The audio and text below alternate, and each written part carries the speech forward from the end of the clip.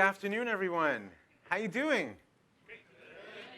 That was very subdued. That's better. Everyone had coffee or tea. They're feeling ready for the middle of the day. It's awesome, the best session of the hour. So we're going to spend some time talking about the tension between these two statements that are in front of you. We're not going to address these statements in particular, but they represent in many ways, and many things could be in their place, the dialectic between how we understand human language and what it's meant to be. And so that's going to be our objective today when we discuss Ruby and sentiment analysis. We're going to do a few things in this talk. We're going to talk a little bit about some high-level, balcony-level ideas around linguistics, just an introduction to some concepts for why language and studying language is important at all, and then a little bit about natural language processing, and then sentiment analysis, and then we're going to build a small but really cool, I think, because I built it, so it's cool, a small but simple Ruby app that does a little bit of this in a way that I think is relevant for the world that we live in. So before we get started, though, a little bit who's talking to you right now. So hi, everyone, again. I'm Ben. I really like Ruby. Ruby's awesome. Yay, Ruby. And I'm myself a co-editor of a weekly newsletter called Torah and Tech, which is a bringing together of Jewish insights and Tech insights in Torah and Torah insights in Tech. It's very Jewish, sorry. And that's because I myself am a second career developer. I spent 10 years as a rabbi and a community organizer working around immigration reform and gun violence. And I've lived in a lot of places where language is expressed differently and communication styles are different, from San Diego to New York to Boston to Denver to New York, and now I live outside Tel Aviv in Israel. And I myself am a developer advocate at Nexmo, the Vonage API platform, which is a cloud communications API provider. We are sponsoring RubyConf. We have awesome stuff. Go get it. And we're giving away a Nintendo Switch, which is just really cool. OK, so now that's out of the way. This is what we're going to do. We're going to talk about why this matters. We're going to spend a little time, as I mentioned, bless you. I hope you feel better. We're going to spend some time talking about sentiment analysis, as I mentioned, and what can we build with it. And then we're actually going to build it, and then we're going to run it. Sound good? Yeah. Yes. OK, let's do it. So why does this matter? Let me give you an example. Because language, despite what many would think, language is not simply a passive conduit of information, a passive vehicle for information. Language actually does a lot more than that. And I want to give you just one small example from linguistics before we dive into the actual topic, because this is deeply intertwined and interconnected. To understand our topic, one needs to understand a little bit of this. And I'm going to give you this example through a common scenario one might experience, which is the water cooler, because we all wear suits to work, right? So we're all standing around the water cooler in our suits, and we're talking about the evening we had the last night, and we say something like, last night I had dinner with someone. It was delicious. What am I conveying in that? You're already laughing. I didn't say anything funny yet. It's going to get funny, but it's not funny yet. Is it fun? It's amazing. OK, great. Last night I had dinner with someone. It was delicious. What am I expressing in that sentence? Something very simple, right? I did something last night. I had dinner. Who did I have dinner with? Someone. Do I know anything about that someone? No, presumably it's a one, right? And it's someone. And it was delicious. What was delicious? Dinner. Why do I know dinner was what I'm referring to? Because it is delicious. I don't refer to other people as that it. I had dinner with it. You had dinner with a person, and the dinner was the it, right? That's English. It's beautiful. English is lovely. Take that same sentence in another language, if this works. So this is Hebrew, right? And the same sentence is a little different in Hebrew, because you would say something to the effect of Etmol be'erev achalti aruchat erev im mishahi or mishahu vehi te'ima. So in English, a direct translation. So this is a direct translation, which, by the way, Mark Twain, as a little interesting anecdote, used to make fun of languages that did this, because he didn't realize most human languages do what this language does, which is provide gender to most named entities. that sound familiar? Does anyone know a language provides gender to named entities? So if you're learning, if you're coming from English and you're learning a second language, and that language uses gender for named entities, it can actually be very confusing and very hard. And this example is a classic example of why that's really challenging. So here you're saying, last night I had dinner with a female someone. And dinner, arucha, is a feminine word. So dinner is not an it. Dinner is a she. So last night I had dinner with a female someone, and she was delicious. That's proper Hebrew. And I'll tell you, actually, nowadays, people tend to actually switch the she was delicious, to say ze, it was delicious, because it's so uncomfortable. But that's actually grammatically correct Hebrew. If you're taking like a language class and you have a language instructor, they will like tap you on the shoulder and say, you're not saying it correct if you don't say she, because that's correct, right? You want to say it. So what is happening here? Language actually makes you think about certain things over other things. Language is a conduit constructor. It shapes the paths by what you think is important to think about. So if you speak English, what you don't think about often is the gender of everything around you. You often don't think about this is a table and it is a male or a female. This is a chair and it is a male or female. Your shirt is such a lovely female shirt. You don't think that way. And when you're conveying conversation with your colleagues, you don't have to disclose the gender of the person you had dinner with, right? So it shapes the way you think. Just one small snippet from the field of linguistics for why this is so important to study language, to understand language. But then we need to take it to the next level, which is, so we understand now it's really important. How can we do this with machines? How can we start understanding language and the nuance of language with computers? So that's where sentiment analysis comes in. Sentiment analysis is a subset of natural language processing. Anyone work with natural language processing ever? A few hands. It's pretty cool, right? You get a lot of interesting, you're like, it's okay. You get a lot of interesting stuff in it. So natural language processing is essentially the idea of getting to the point in time where Alan Turing very optimistically declared that I believe the end of the century, so in the 1900s, that we're going to get to the point where whether we can even think that computers can think is not even a question. Of course computers can think. What are you talking about? Of course they can think. Who are you? So we're going to get to that point in time where that's just obvious. So we're not there. That's the session. I'm done now. We're not there. Computers cannot think at that point.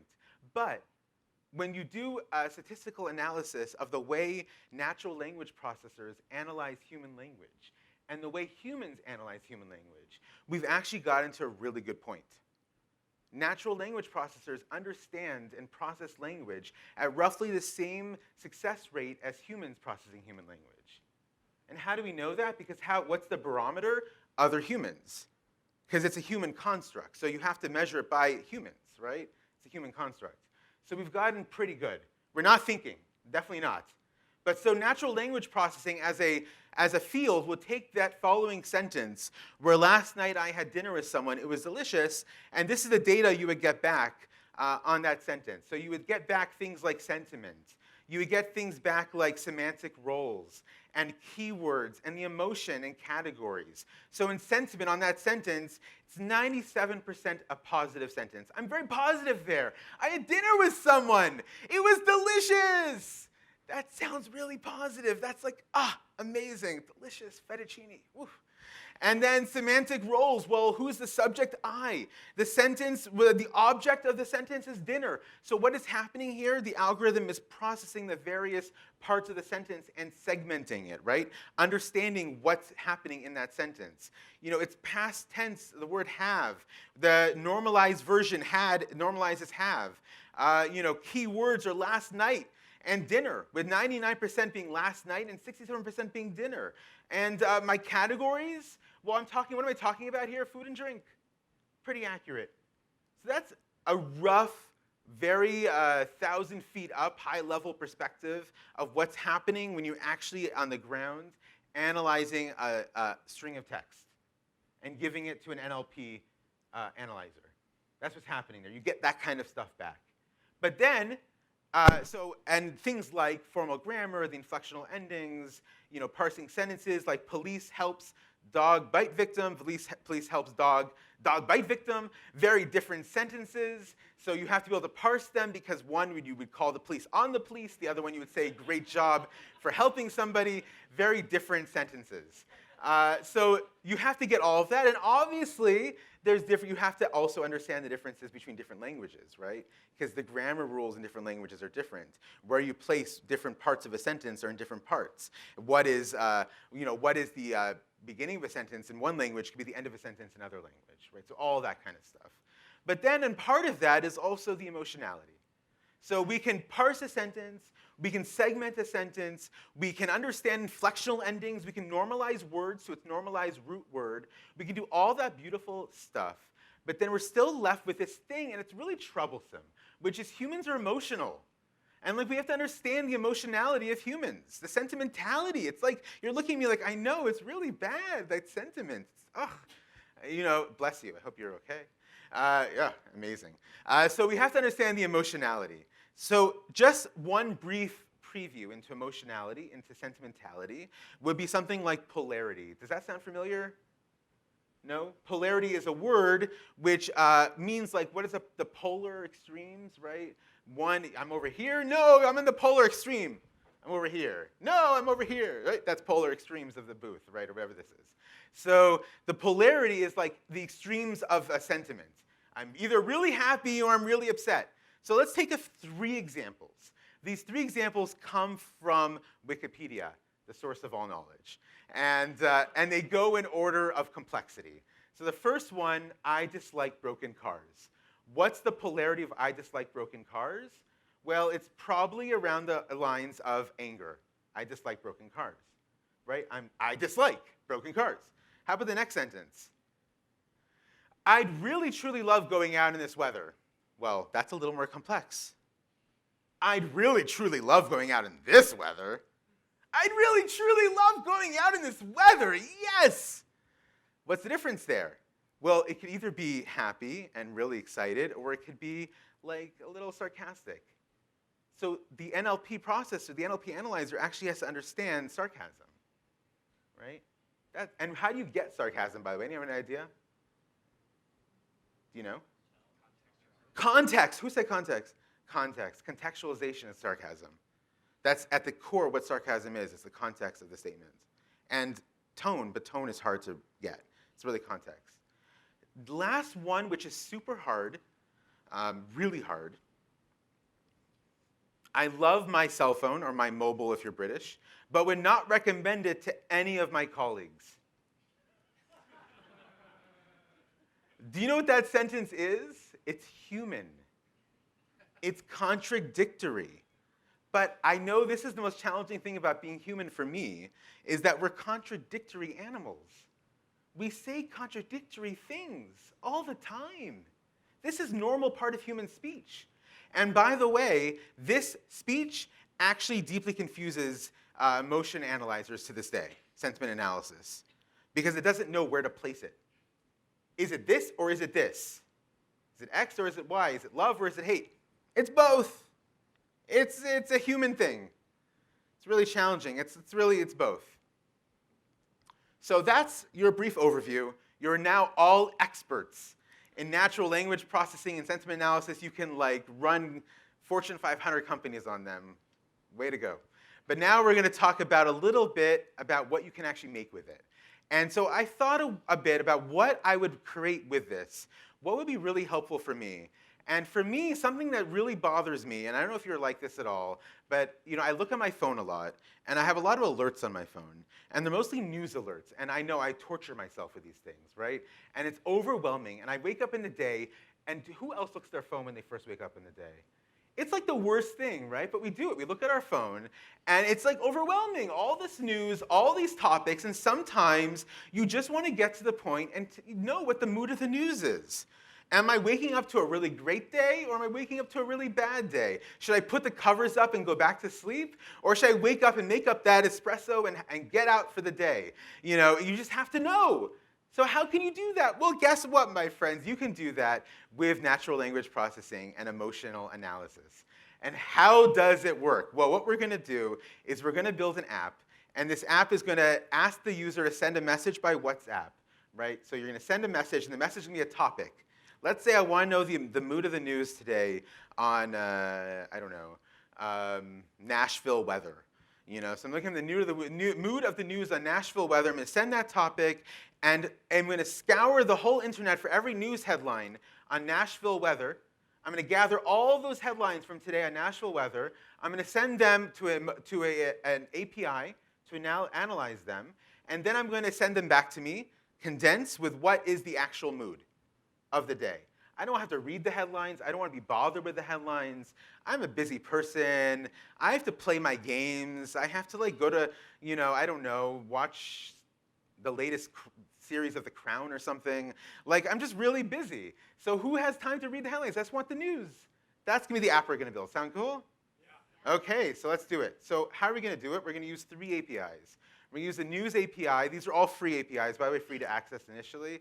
The initially is a key word there. The news API, which lets you do that searching across all news APIs and get headline strings, really important for our application, right?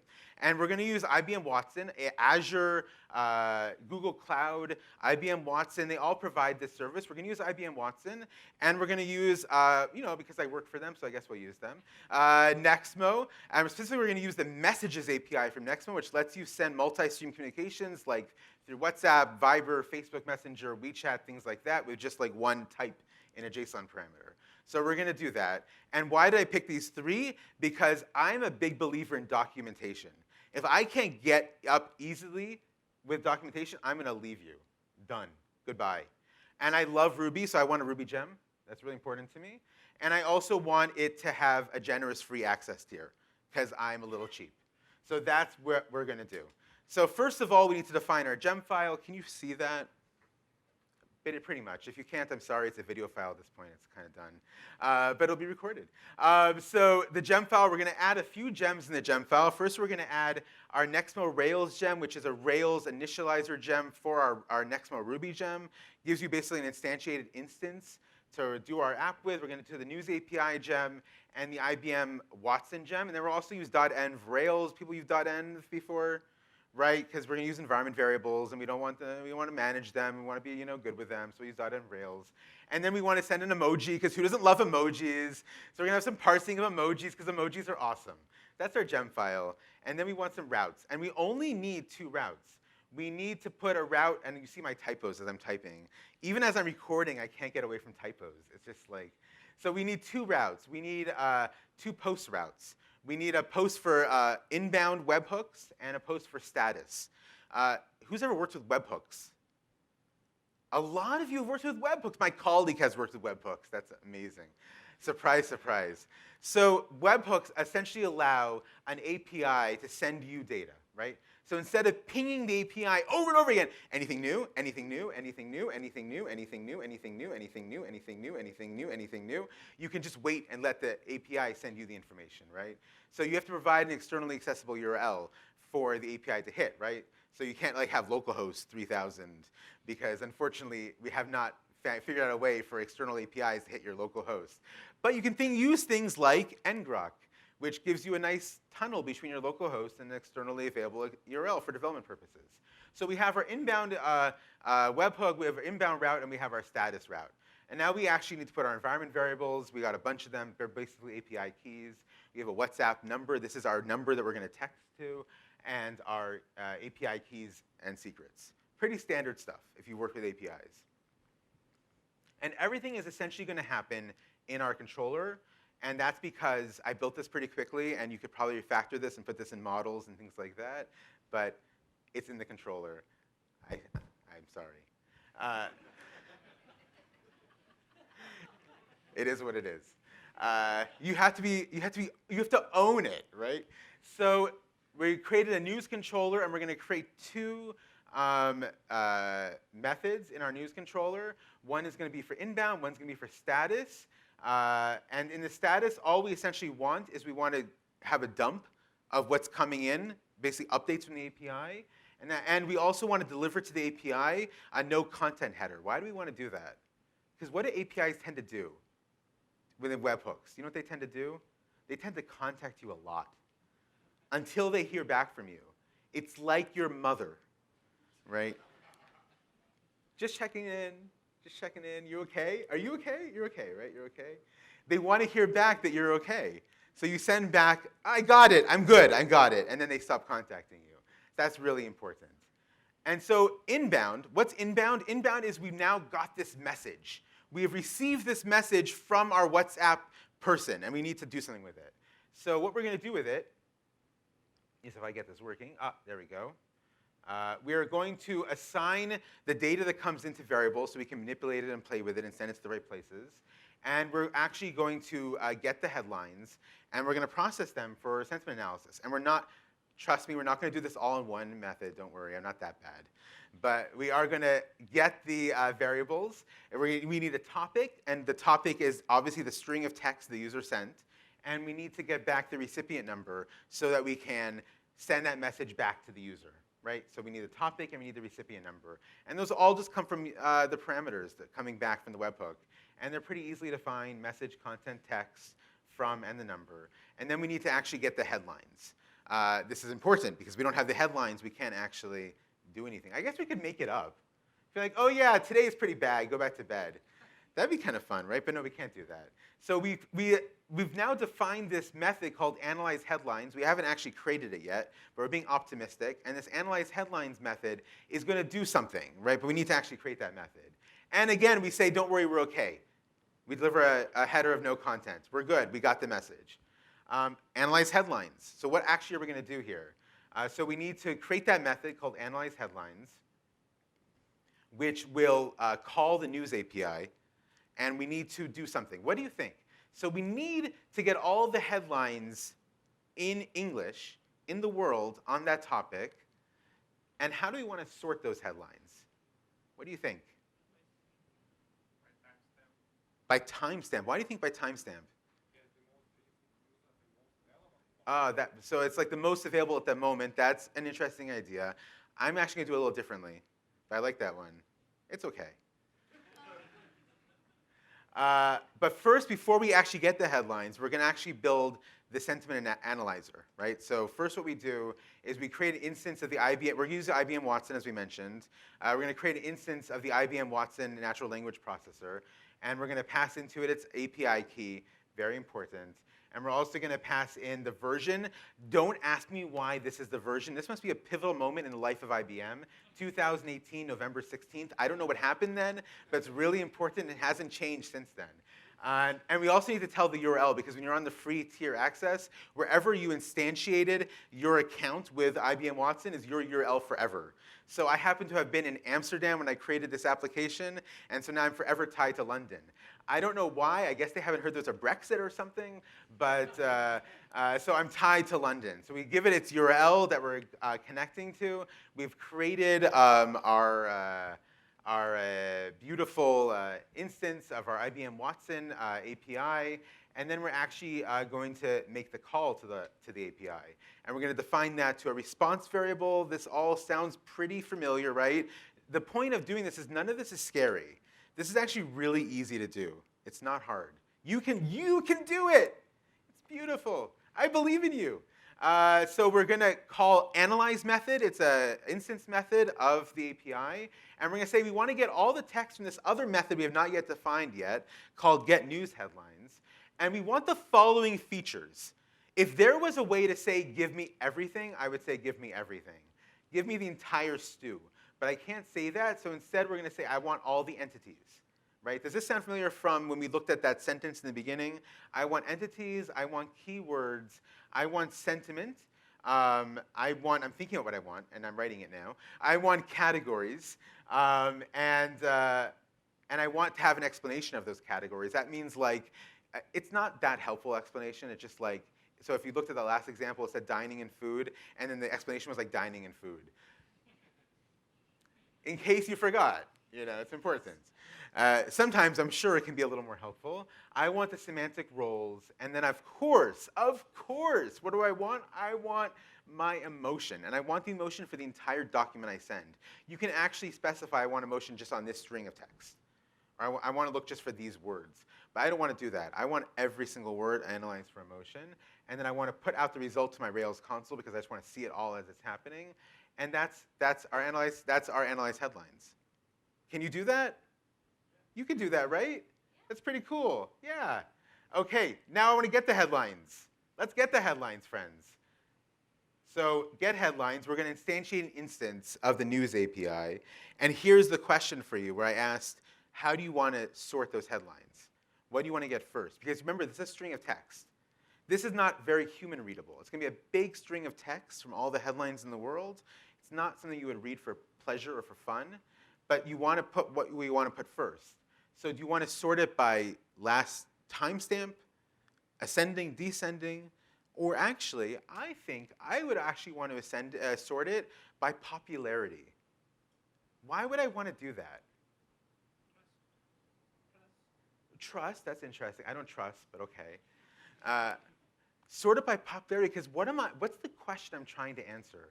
I'm trying to figure out what is the mood of the news of the day? What shapes the mood of the news of the day? The words around you. And what words around you shape the mood of the news? The words that are hitting the most eyeballs, the most amount of times, and making the most impressions. And that's ultimately around popularity, right? So I want to get those first. They come back to me as an array of data. The IBM Watson API does not process it as an array. It needs to be a string. So just simply take the array and push it into a string. And then we have this really long text. If you ever inspected this text, it's incomprehensible. Just this huge long text of whatever the news of the day is. I did it on Ronaldo once, and it was just a long text about Ronaldo for pages and pages and pages. But it was positive. Ronaldo, people like him. It's awesome. And I told my son that he likes Ronaldo, and he was happy. So that's our get news headlines. And then we actually want to send the message. So sending the message, this is actually a beta API for us in Nexmo. So it's not in our Ruby gem. We only put general release APIs. It's stable. It's a stable beta. But so it's actually just a simple HTTP call. If you ever create an HTTP call, you know how to create it. You define the URI. You say, I want to use SSL. You pass in your JWT. Right? We use JWT authentication. We actually have to generate that. I'll show that in a second. And the request body is, I want from is a WhatsApp number, to is a WhatsApp number, and the message is the message that I'm going to create. It's a local variable. Does that make sense? Make sense? Yeah. Woo. Okay. And then we're going to send the message. So first we want to get all these things like sadness, joy, fear. I think it's turned off. Right? Can you hear me? It turned off, my friend. Okay, so we want to we want to get the fear, the joy, the disgust, the anger. If only human life was this easy. We get a quantification of how much fear someone has in front of us or joy. It would make life relationships much simpler, right? And so we want to get all that data, assign it to variables, and then we're going to create our actual message, which is something very simple, like the overall news sentiment on this topic is this percentage of sadness with this percentage of joy, percentage of fear, etc. Right? And then we're going to generate the token. And we generate the token by using the built-in JWT generator in the Nexmo Ruby gem. And now we have our JWT token. And now we're actually ready to give it a go. You ready to give it a go? Yeah. OK. So I wanted to see what the news of the day would be on Ruby. What do you think? You think it's good? So it's sending it through all those APIs. It's going to come back in about 4 seconds, 5 seconds or so. And the news of the day on Ruby is positive. Yay! It's got 70% of joy. We're very joyful people. Do you know what the #1 emoji on GitHub for Ruby is? I'm doing it. It's a heart. We love each other.